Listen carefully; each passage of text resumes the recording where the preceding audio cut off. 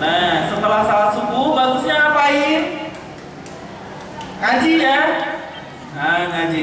Terus Bang, apalagi Bang cara untuk mengatasi malas yang tadi? Tunjuk tangan yang suka bantu orang tuanya nyuci piring di rumah.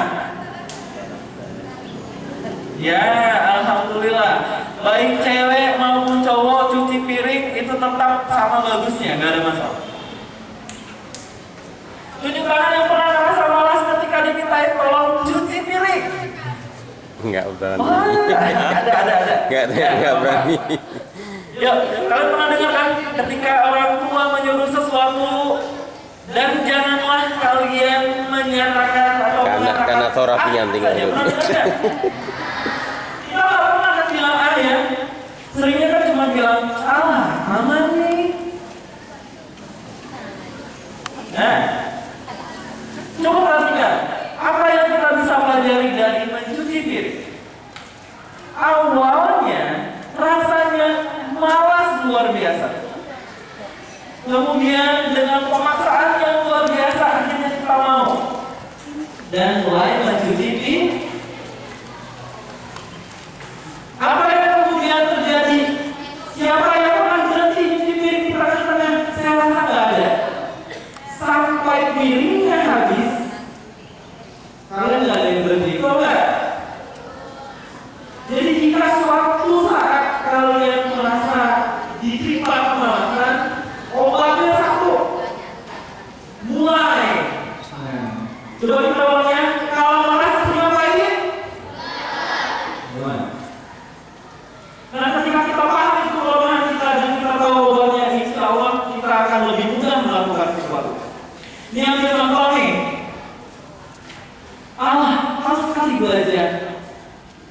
Oh, kan mau kenal fisika ya? Harus kan belajar IPA. Boleh ngomong seperti itu sambil ngeluarin buku. Harus sekali belajar IPA. Sabar. Sambil dipulang. Ini lagi takut yang lupa ada data isinya. Terus belajar bumi. Jadi belajar itu sebetulnya menyenangkan. Seperti nyanyi dangdut. Ya, ada yang suka dangdut nggak di sini? Enggak. Tapi kalau nyanyi nyambung ya kan? Dangdut suka enggak? Giliran ada lagunya nyambung. Nah kita usahakan seperti itu dalam pelajaran. Kita suka pelajaran nih, nggak suka aku. Bisa nih? Oh bisa. Jadi kita suka, iya nggak suka, tapi bisa. Bisa? Kalau malas ngapain? Wah, oke, very good.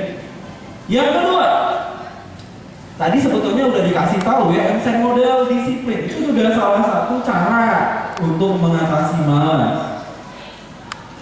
Yang kedua, kelemahan kita adalah pingin keren, tapi kadang-kadang nggak sesuai sama kita. Ini bahaya luar biasa. Rata-rata pada banyak suka baca komik Naruto nih. Ya. Dan yang paling kerennya itu Sasuke.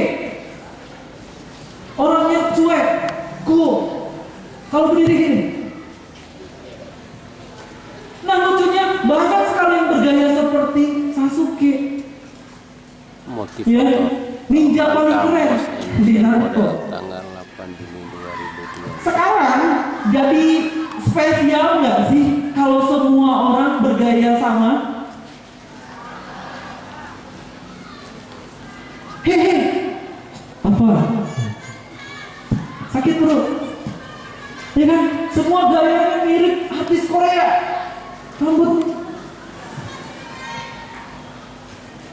baju kalau nggak berantakan nggak keren. Hati-hati dengan kepingin gaya karena belum tentu sesuai dengan identitas kita. Yang contoh paling keren untuk diikuti adalah siapa yo? Nabi besar Muhammad Shallallahu Alaihi Wasallam. Kalau berbicara sopan santun, ya, kalau ngobrol melihat ke orangnya, wajahnya dipenuhi dengan senyum. Nah itu dia, kepingin gaya juga akan berimbas